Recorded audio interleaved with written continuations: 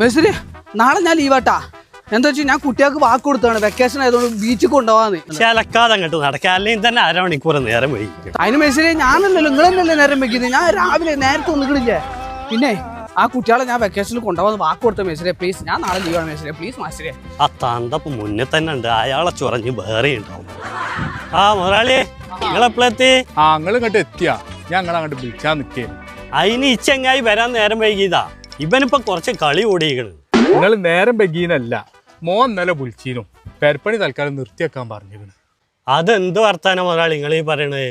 ഇത് ഒരു ഭാഗം തേച്ച് ഒരു ഭാഗം തേച്ചില്ല, എങ്ങനെ എവിടെയെങ്കിലും പണി നിർത്തിയേക്കലുണ്ടോ? ഇത് നമ്മക്കൊരു മോശത്തരല്ലത്.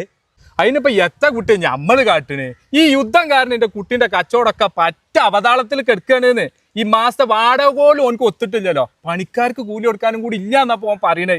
അതിങ്ങനെ ശരിയോ ഒന്നും പറയാൻ പറ്റൂല. എനിക്ക് നാളെ കുട്ടികളെ കൊണ്ട് കോഴിക്കോട് ബീച്ച് കൊള്ളാം. അന്റെ ഒരു ബീച്ച് ഇവിടെ മനുഷ്യന്റെ കഞ്ഞികൂടി മുട്ടണ നേരത്തെ അന്റെ ഒരു ബീച്ച്. നിങ്ങൾ ഞൈമ കച്ചറ ഉണ്ടാക്കല്ലേ പേര് തണലത്തേക്കാണ് പേര്.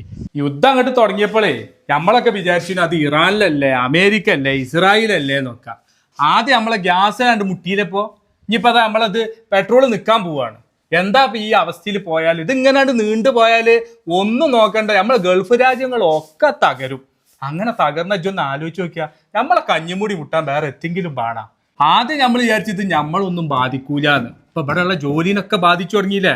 ഇനിയിപ്പോ അതാ നമ്മളെ അടുക്കളയിലേക്കും കൂടി ഇത് എത്താൻ പോവാണ്.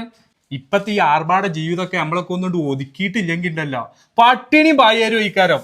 നമ്മൾ ഇപ്പൊ തന്നെ ആകൊന്ന് ജാഗ്രത ആവാൻ ഞാണ്ടല്ലോ. എനിക്കറിയില്ല അതെല്ലാം കൂടി എങ്ങോട്ടാ പോണ് എന്നുള്ളത്. പടച്ചോനോട് പ്രാർത്ഥിച്ച അല്ലാതെപ്പം അതിലൊരു ബജ്ജു ഞാൻ കാണുന്നില്ല. അല്ല മേശരി എത്തപ്പോ കാട്ടുക? എത്ര കാട്ടാനാ? ഇനിയിപ്പോൾ ആരെങ്കിലും ഇനി പണി ഇവിടെ അടുത്ത് തന്നെയും കിട്ടുമോ?